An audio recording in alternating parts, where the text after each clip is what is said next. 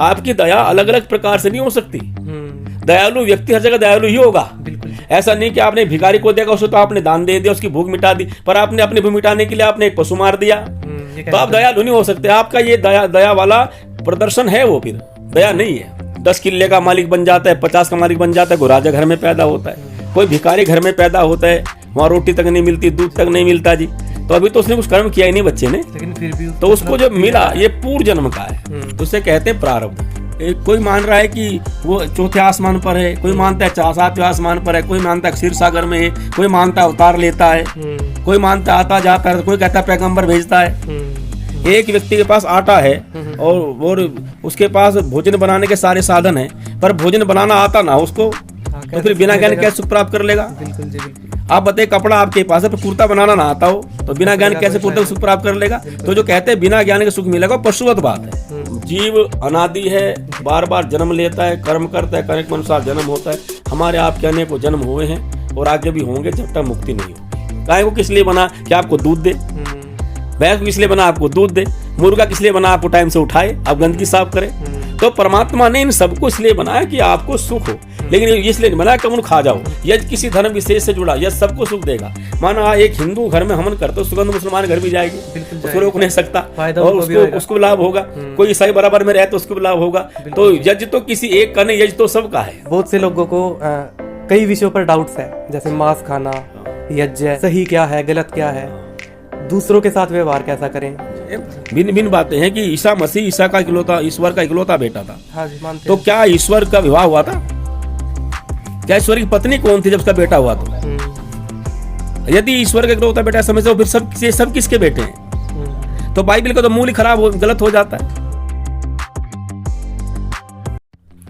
दोस्तों, आज हमारे साथ प्रसिद्ध, उनको वैदिक दार्शनिक कहिए, उनको शास्त्री जी कहिए या आचार्य जी कहिए, हमारे साथ मौजूद है आचार्य वीरेंद्र जी, और ये सहारनपुर से है और बहुत दिनों से वैदिक प्रचार में लगे हुए हैं। नमस्ते शास्त्री। नमस्ते जी, कैसे हो? बड़ी कृपा ईश्वर की, आप सुनाइए। बिल्कुल जी।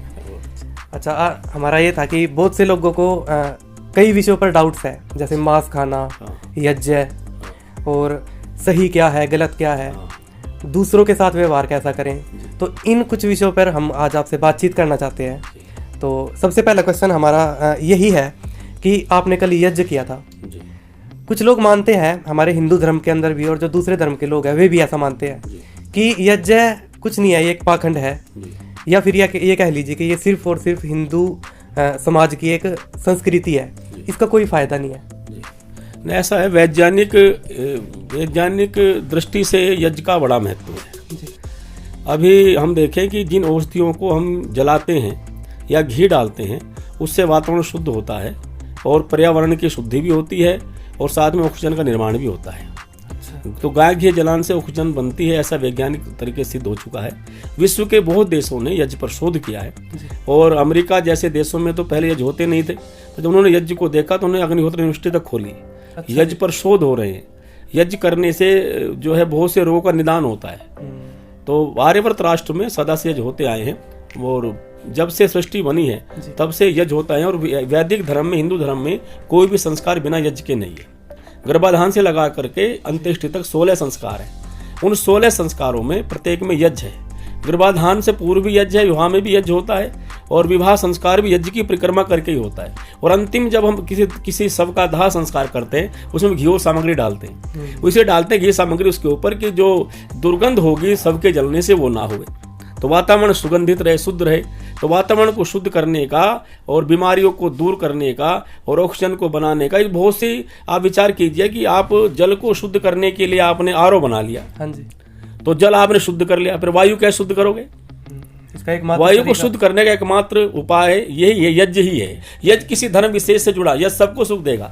माना एक हिंदू घर में हवन करता है, सुगंध मुसलमान घर भी जाएगी, उसको रोक नहीं सकता, और उसको भी लाभ होगा। कोई ईसाई बराबर में रहे तो उसको भी लाभ होगा। तो यज्ञ तो किसी एक का नहीं, यज्ञ तो सबका है, सबका भला है। उसमें यज्ञ करने सबका भला है। जो भी उसमें आप घी सामग्री उत्तम डालते हैं, उसका लाभ सबको होता है। इसलिए कहा यज्ञ वही श्रेष्ठतम कर्म, यज्ञ को शास्त्रों ने श्रेष्ठ कर्म कहा है। और आप देखो इसके रूप भिन्न भिन्न हो गए यज्ञ के। अगरबत्ती भी इसका रूप है। बिल्कुल। अगरबत्ती में क्या किया, इस्लाम में अगरबत्ती जलाई जाती है, उसमें भी वो एक लकड़ी ली, लकड़ी पर वो सामग्री की बनी हुई घी लगा करके उस पर लगा दिया तो फिर जला दी। और चर्च में मोमबत्ती जलाते हैं, अग्नि जलाते हैं, क्यों भाई? तो अग्नि की जो है, अग्नि के बिना कहीं पर भी हम पूजा को कर नहीं सकते। तो वो धूप बत्ती भी उसका एक रूप ले लिया छोटा, अगरबत्ती उसका एक रूप ले लिया छोटा। वो यज्ञ के भिन्न भिन्न रूप हैं। दीपक जलाया तो उससे भी वातावरण शुद्ध होगा। इसलिए सबके यज्ञ के छोटे छोटे रूप हैं। विशाल यज्ञ यही है कि अग्नि जला के जब उसमें आहुतियां दी जाती हैं, उसका लाभ देखो आप। घी सामग्री आप घर में रखो, किससे पता है? पर जब आप जैसे यज्ञ करते हो चारों ओर सुगंधी फैलती, वातावरण शुद्ध होता है। इसलिए यज्ञ करने से बहुत लाभ होता है, रोग दूर होते हैं, बीमारियों का शमन होता है, वातावरण शुद्ध होता है, बैक्टीरिया तो नष्ट होते ही होते हैं। और संस्कारों में इसका महत्व है कि क्या चीज जलाने से क्या लाभ हो। वैज्ञानिकों ने शोध किया कि यदि हम शक्कर जलाते हैं तो तपेदिक के जो कीटाणु उनका नाश होता है, और यदि हम पीली सरसों और चावल डालते हैं तो पीले के जो कीटाणु उनका नाश होता है। तो ये वैज्ञानिक क्रिया है, इसको करते रहना चाहिए, इसको सबको मानना चाहिए। ये किसी धर्म से जुड़ी या किसी हिंदू मुस्लिम का इसमें है ही नहीं है, तो सबके कल्याण का काम है। यानी कि ये वैज्ञानिक प्रक्रिया, वैज्ञानिक विधि है। हमारी जो वैदिक संस्कृति वैज्ञानिक संस्कृति है, विज्ञान सिद्ध बात है सारी। प्रत्येक संस्कार का अपना महत्व है। उन संस्कारों में यज्ञ को महत्व दिया गया है। कोई संस्कार बिना यज्ञ के है नहीं, हमारा कोई कर्म बिना यज्ञ। यज्ञ का मतलब परोपकार भी है। और वैसे भी अगर सामान्य दृष्टि से देखें तो यज्ञ अपने आप में एक उत्तम कार्य है, क्योंकि अगर हवा शुद्ध होती है ना, हाँ, तो इससे ऊपर और क्या होगा। बिल्कुल। वायु, अभी ये जो ऑक्सीजन की कमी पड़ी देश भर में, वायु में तो ये कोरोना कीटाणु कहाँ फैले हुए हैं? वायु में, वायु के अंदर ही है। और वायु शुद्ध होगी तो व्यक्ति निरोग रहेगा। बिल्कुल जी, बिल्कुल। पिछले दिनों लोगों ने कोरोना के विरोध में यज्ञ किए, घर घर में यज्ञ हुए, लोगों ने यज्ञ यात्रा निकाली, तो बहुत बड़ा लाभ हुआ उसका। तो भारत में कोरोना का प्रभाव इसलिए भी कम रहा, जबकि हमारे देश में अनपढ़ता ज़्यादा है, शिक्षा ज़्यादा है, चिकित्सा का साधन ज़्यादा नहीं है, सफाई भी ज़्यादा नहीं रखते, फिर भी हम लोग बचे इसलिए रहे कि हमारे घरों में यज्ञ होते रहे। हाँ, और लोगों ने बड़े पैमाने पर यज्ञ किए, तो इससे हमारा वातावरण शुद्ध रहा। इम्यूनिटी पावर हमारी ज़्यादा है, इस वजह से बच रहे। खान पान भी शुद्ध है अधिकतर लोगों का, इसलिए यहाँ बीमारी में लोग, जहाँ मांसाहार का ज़्यादा प्रयोग है, वहाँ से बीमारी को ज़्यादा लोग से प्रभावित हुए हैं, तो उसका भी प्रभाव रहा है। लेकिन यज्ञ करने से तो चारों ओर सुख फैलेगा, इसमें कोई दो राय नहीं। यज्ञ तो सब करना चाहिए। बहुत बहुत धन्यवाद आचार्य जी। अभी मांस की बात चल रही थी, मैंने बहुत से लोग देखे हैं, जैसे मैं भी पहले मांस खाता था, तो अगर उनसे बात करते हैं ना, तो वो यही कहते हैं कि हम मांस खाएं या हम मांस ना खाएं, वो तो हमारी मर्जी है, ये तो व्यक्तिगत मामला है, इससे आपको क्या दिक्कत है? वो ऐसा बोलते हैं। मांस खाने से देखो, मांस मनुष्य का भोजन नहीं है। नहीं, वो पहली बात तो ये, वो कहते हैं इसलिए नहीं है, हम खा रहे हैं तो हमें इसलिए नहीं है मनुष्य का भोजन, इसलिए नहीं है। भोजन है जिसके बिना काम ना चलता हो जी। और कोई व्यक्ति बिना मांस के जीवन भर जिंदा रहता है। लेकिन एक बात है, खाली मांस पर कोई मनुष्य जिंदा नहीं रह सकता। कोई ऐसा व्यक्ति बताओ जो खाली मांस खाता हो, रोटी ना खाता हो, चावल ना खाता हो, दाल ना खाता हो, खाली मांस पर कितने जिंदा रह लेगा? लेकिन शेर मांस पर जिंदा रहता है, तो उसका भोजन है मांस। गाय घास पर जिंदा रहती है, उसका गाय का भोजन घास है। वैसे मनुष्य का भोजन मांस नहीं है। मांस तो दूसरा यह है कि मांस खाने का ये भी दोष होगा कि मांस खाने से जैसा अन्य व्यक्ति खाता है उसकी प्रवृत्ति वैसी होती है। तो मांस खाने से व्यक्ति की प्रवृत्ति हिंसक भी होती है। तीसरी का कारण ये है मांस खाने का कि मांस हिंसा से प्राप्त होगा। दूसरे को मार के आपने प्राप्त किया है, तो आपने दूसरे की हिंसा की है, आपने पाप किया है। तो किसी को मारना क्या पाप है। अहिंसा परमो धर्म कहा, जैन धर्म में भी कहा, सब में कहा, अहिंसा परम धर्म है। किसी को मारना, दुख देना, पीड़ा दे करके प्राप्त किया गया धन आपको सुख कैसे दे सकता है? और मांस बिना पीड़ा दिए आपको प्राप्त नहीं हो सकता, वे पीड़ा देनी पड़ेगी। वे ऐसा तर्क देते हैं कि ईश्वर ने तो सभी जानवरों को इंसान के लिए बनाया। नहीं, किस लिए बनाया? उनके अपने प्रयोग है ना। ईश्वर ने सभी जानवरों को मनुष्य के लिए, उनके प्रयोग है। गाय को किस लिए बना? कि आपको दूध दे। भैंस को किस लिए बना? आपको दूध दे। और आपने बकरी किस लिए बनाई? आपको दूध दे। मुर्गा किस लिए बना? आपको टाइम से उठाए, आप गंदगी साफ करें। तो परमात्मा ने इन सबको इसलिए बनाया कि आपको सुख हो, लेकिन इसलिए नहीं बनाया कि उनको खा जाओ।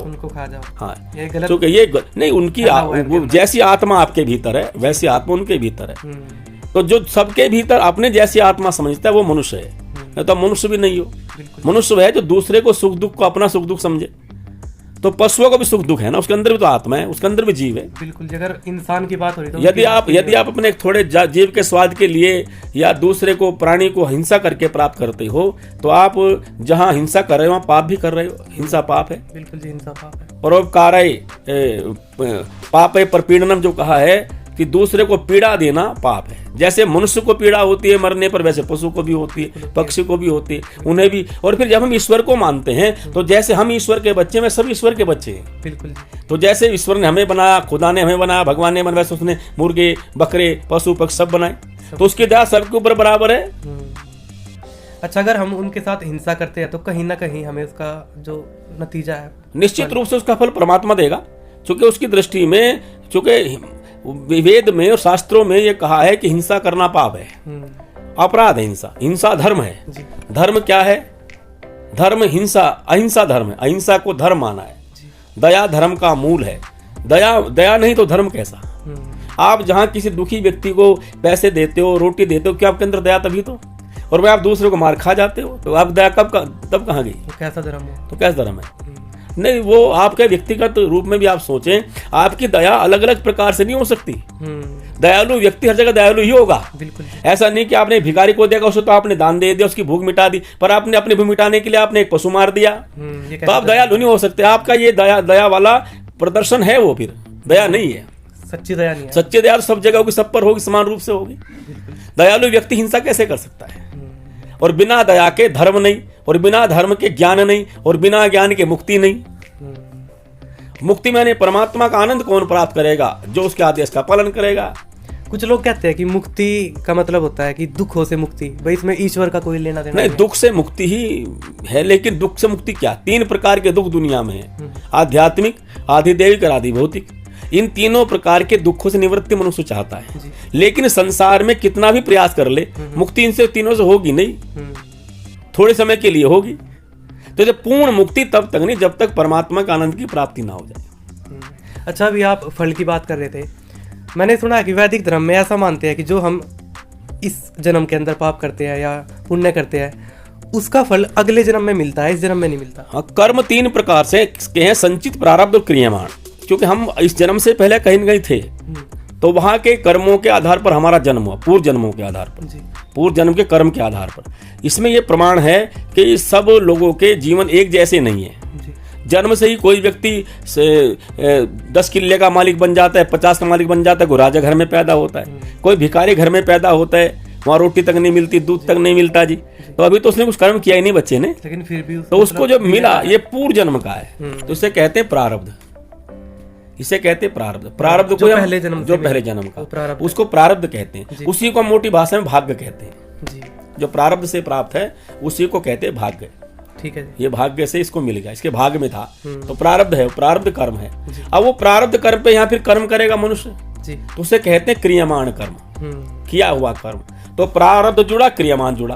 अब वो यहाँ भी भोग रहा है, तो जब भोग से शेष बच जाएगा उसे कहते हैं संचित, वो फिर अगले जन्म में प्राप्त होगा। हाँ, उसके आधार पर 3 चीज मिलेंगी जो आप कर्म कर रहे हैं, जाति, आयु, भोग।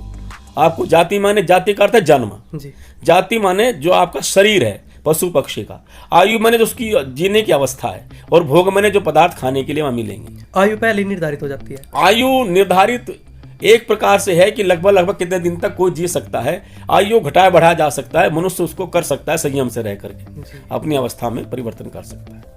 प्रत्यक्ष आदि प्रमाणों को देखते हुए ये पता चलता है कि पूर्व जन्म होता है, एक जन्म नहीं होता, हमारा अनेकों जन्म होते हैं, इससे सिद्ध होता है। नहीं तो कुत्ते बिल्ली किस कर्म के फल से बने? तो मनुष्य बनना चाहिए था। मनुष्य का शरीर मिला हुआ, किसी तो सब आत्माओं को एक जैसा शरीर नहीं मिला, इसका मतलब कुछ कर्म का है जरूर। तो इससे अनेकों जन्म होते हैं, अनेकों बार सिद्ध हो चुका है। ऐसे चलता रहता है, चलता रहता है। ये जीव अनादि है, बार बार जन्म लेता है, कर्म करता है, कर्म के अनुसार जन्म होता है। हमारे आपके अनेकों जन्म हुए हैं और आगे भी होंगे जब तक मुक्ति नहीं होगी। अच्छा, मुक्ति के लिए क्या करना पड़ेगा? मुक्ति के लिए आपके आचार विचार को श्रेष्ठ करना पड़ेगा। यम, नियम, आसन, प्राणायाम, प्रत्याहार, धारणा, ध्यान, समाधि जो योग के अंग है उनका पालन करना पड़ेगा। परमात्मा में आस्था और अपने कर्मों को शुभ करना पड़ेगा, क्योंकि मुक्ति शुभ कर्म का परिणाम है। तो हमारे जब कर्म शुभ होंगे, जैसे वो मुस्लिमों में जन्नत बोल देते हैं, जन्नत, हाँ जन्नत भी, जन्नत को स्वर्ग कहते हैं जी हाँ। तो वहाँ जो मुस्लिमों में जो स्वर्ग है वो ऐसा है, सुख विशेष स्थान है। वहाँ फिर वो सब साधन वही हैं संसार के जो संसार में है, जैसे हुरे हैं, गिलमे हैं, हाँ या शहद की नदियां हैं या दूध की नदी है, वो संसार में है।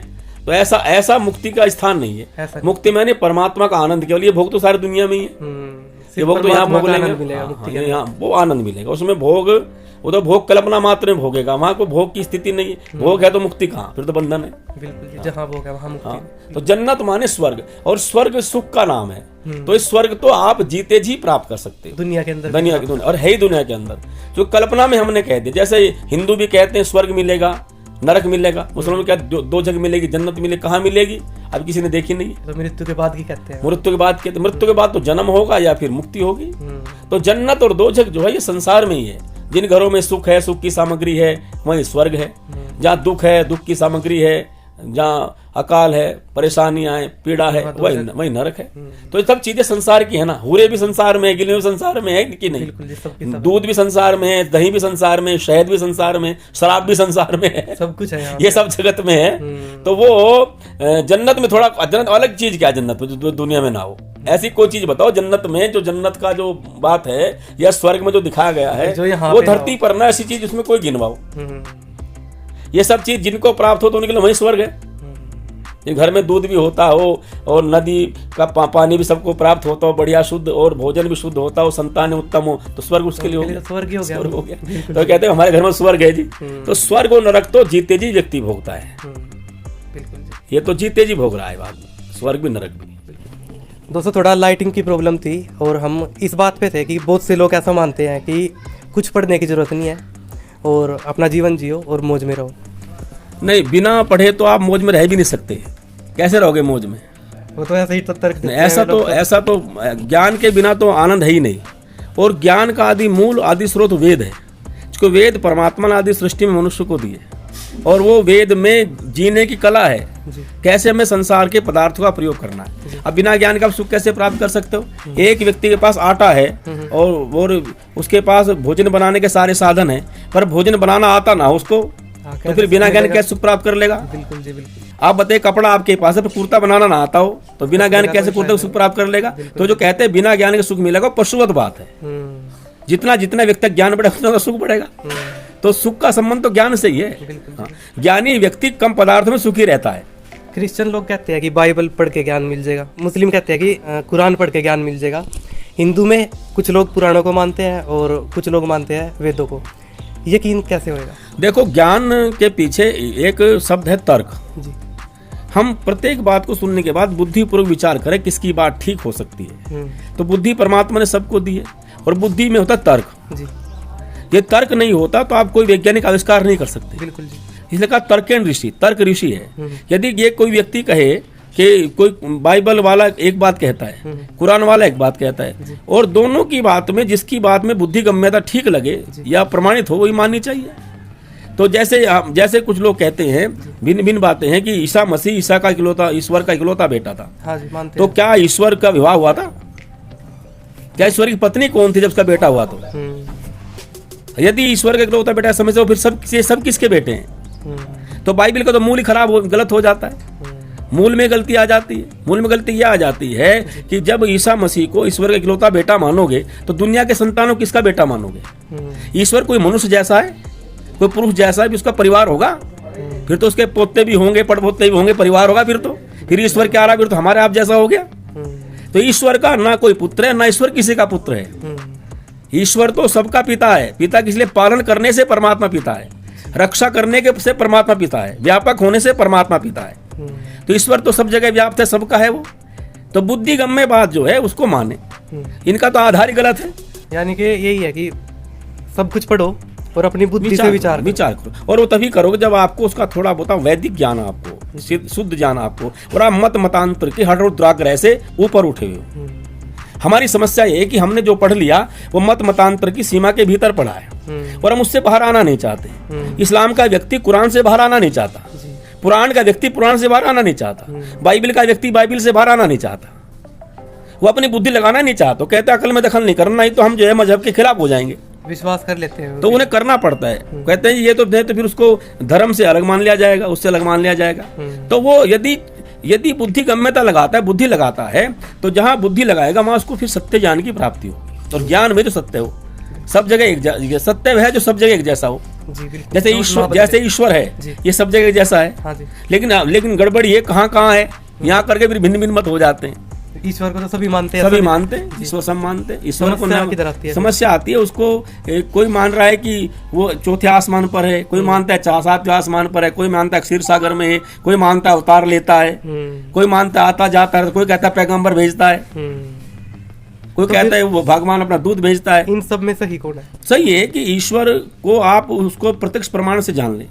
जहां जहां रचना होती है वहां रचनाकार होता है, और ब्रह्मांड में रचना सब जगह हो रही है, बिल्कुल। तो रचनाकार सब जगह होना चाहिए। तो सिद्ध होता है परमात्मा सब जगह है, एक जगह नहीं है। तो एक जगह नहीं, तो ये सर्वव्यापकता सिद्ध हो रही है। एक जगह वाली बात सिद्ध नहीं होती। एक जगह होगा तो रचना यहाँ कैसे करेगा?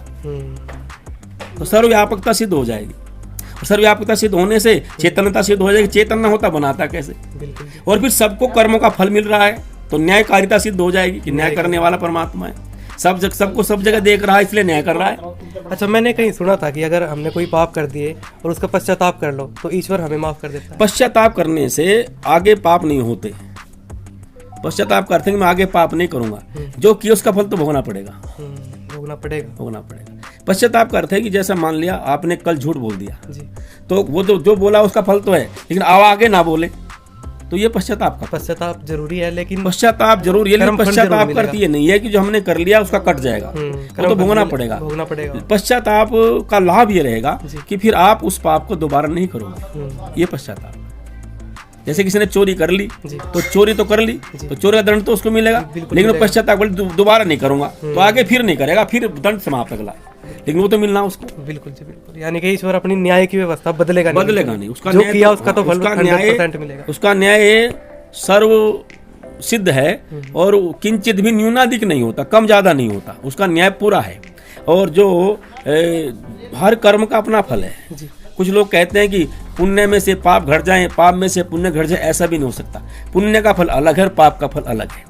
जैसे आपने पढ़ाई करी तो एमए की डिग्री ली, उसका फल अलग है, आपने चोरी की उसका फल अलग है। वैसे परमात्मा विधान में भी आपने यदि पुण्य किए तो पुण्य का फल अलग सुख है, और पाप किए पाप का फल अलग दुख है, दोनों भोगने होते हैं। इसलिए व्यक्ति सुख और दुख दोनों भोगता है। बिल्कुल। यदि एक ही होता तो फिर केवल सुख ही भोगता या केवल दो भोगता, पर जब पाप का फल आता है तो दुख आता है, पुण्य का फल आता है सुख आता है। तो पाप और पुण्य दोनों का फल जीव को भोगना होता है। प्रायश्चित का अर्थ है कि यदि उसने पाप किया है तो जो वो कर लिया उसका तो भोगना पड़ेगा, पर आगे जब नहीं करेगा तो आगे फिर उसको बच जाएगा पाप से। ये प्रायश्चित सिद्धांत है जिसको कोई नहीं तोड़ सकता। कैसे तोड़ेंगे? हाँ, कैसे तोड़ेंगे? अच्छा आचार्य जी, आखिरी प्रश्न है कि कोई कहता है कि सबसे प्रेम करो, चाहे कोई भी हो, विनम्र रहो, तो हर किसी से ऐसे भाव कैसे रख सकते हैं? देखो ये स्थिति, मान लो कोई बुरा है, कोई चोर है, तो उनसे प्रेम कैसे करें? देखो ये स्थिति अलग अलग स्थिति अलग अलग दृष्टि से है। साधु का धर्म अलग है, राजा का धर्म अलग है, गृहस्थ का धर्म अलग है। अब राजा सबसे प्रीति करेगा तो आतंकवादी को कैसे मारेगा?